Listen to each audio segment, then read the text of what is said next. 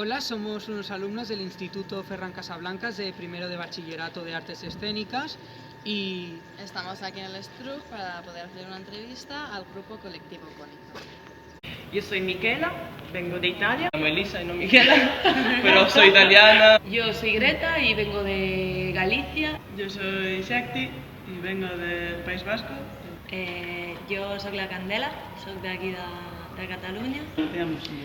Ya todas un poco nos conocíamos porque dentro del mundo del circo sí que es verdad que somos pocas y entonces como que es fácil en algún momento, en algún festival coincidir.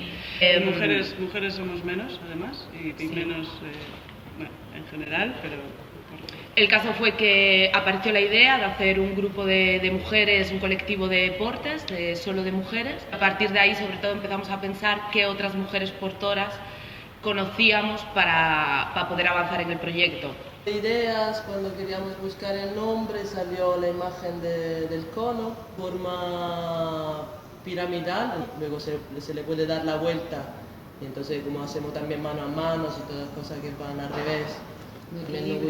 Es un equilibrio, una imagen, hay un símbolo femenino. Yo por ejemplo, no conocía para nada el mundo de eso, entonces era como una tipología de vida muy lejana de mí. Yo me interesé por el mundo de las acrobacias y del circo porque, bueno, de pequeña pues era muy movida. Me apuntaron como a gimnasia o así. No tenemos las no hay igualdad, no se puede decir que hay igualdad. Sí que estamos en un punto del mundo en el cual hay muchísimo trabajo hecho.